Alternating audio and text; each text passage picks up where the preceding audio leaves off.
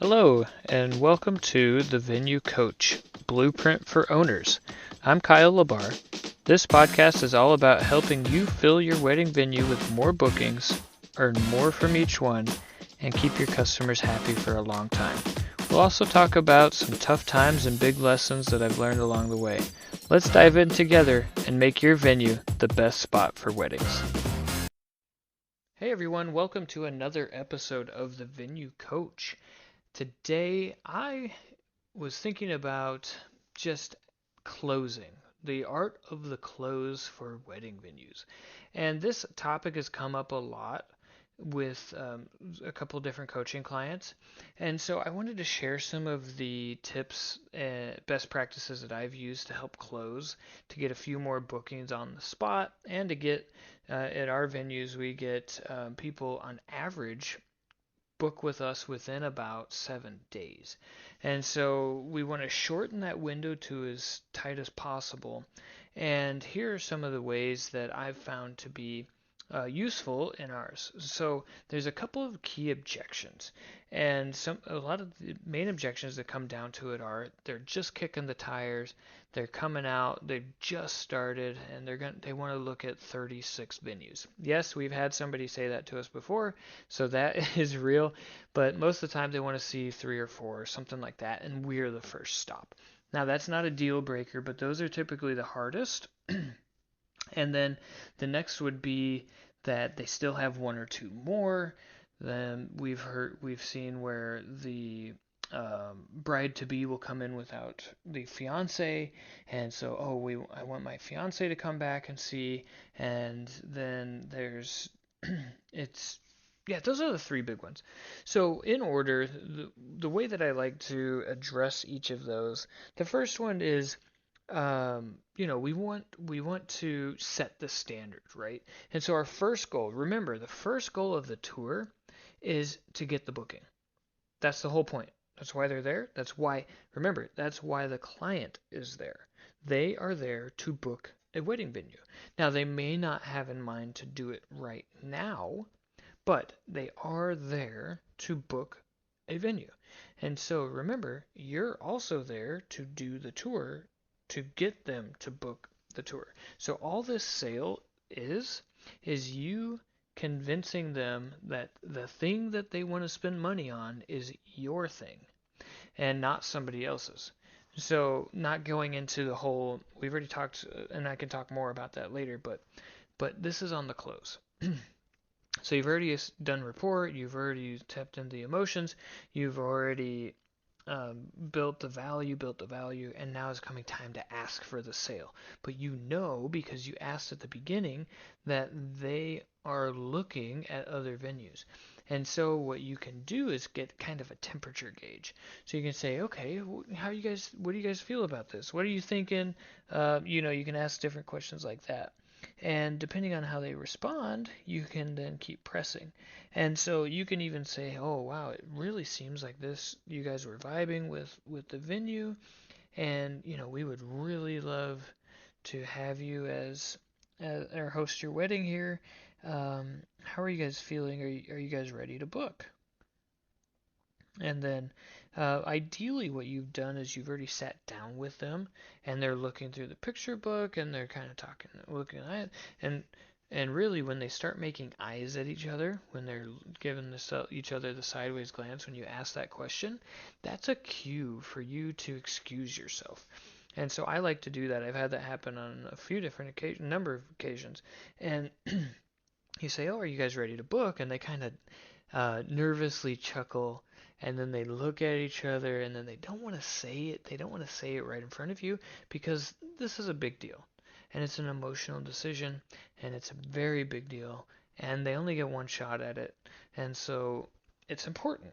So when they start doing that, say, "Hey, listen, I'm gonna go over here or whatever to the office, or I got to go to the bathroom." Make up an excuse. And then you're going to excuse yourself and say, "Hey, why don't you guys talk it over? I'll go over there and just let me know when you're ready." And then most of the time from there, then they will flag you down and say, "Okay, we're ready to book." And so that's the ideal situation, right? And that can happen in any three of those scenarios.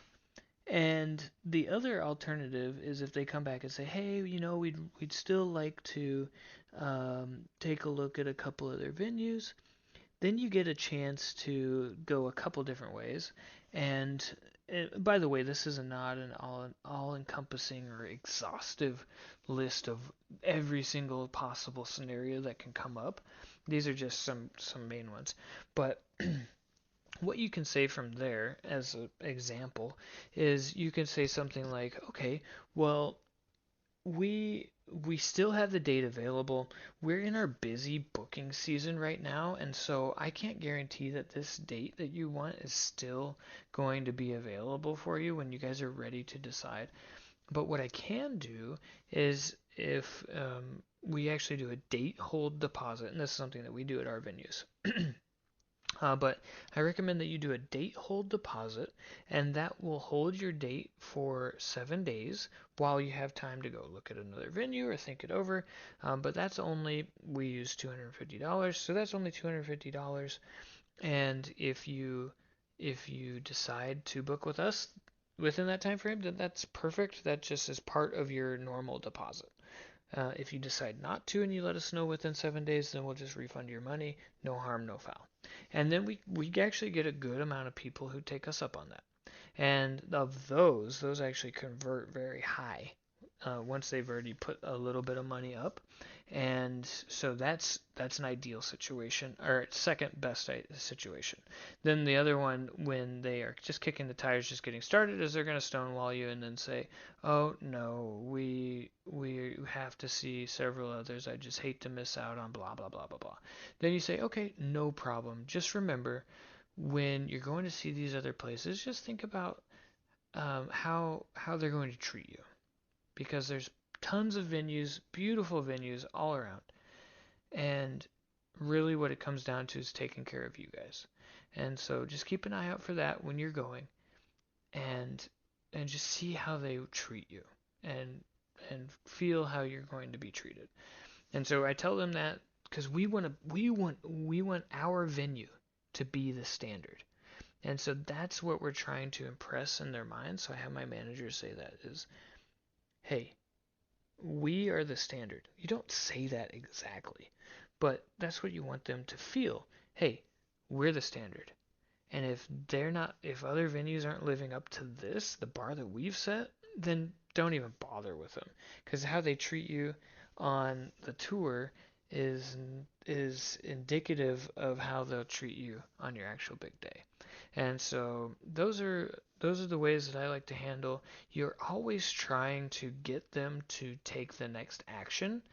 And then if for whatever reason they still want to move on and look at other places, you can even say, you can even ask them, if you're not the first that they've visited, or even if you are the first, you can ask something like, "Okay, well, it sounds like we're missing something, and if what would be keeping you back from booking with us today?" Right? And there's some things that you just can't control, and you gotta just recognize those for what they are and say, "Okay, cool. Well, we totally understand that." Or if it's just simply, but I really love it, but I have to see this one or two other ones." Okay, totally get it. And then you say the set the bar thing, like you set the bar for expectations.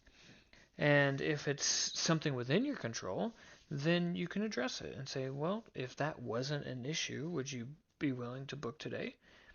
And then keep going from there. So I hope this was helpful. Like I said at the beginning, this is not an all exhaustive list of ways to get around those objections, but what it is ideas and ways that we have used in our own venues that have been successful. And at the very least, ask for a follow-up call. Ask to call them in a week, 2 weeks, something like that, just to stay top of mind. And then how you handle them after that, also keeping yourself top of mind, will make it easier for them to say yes to your venue. So hopefully this was helpful for you. Think of different ways to expand on what I was talking about here, and hopefully that helps you raise your conversion rates a bit better and get some more results. And until next time, I will see you.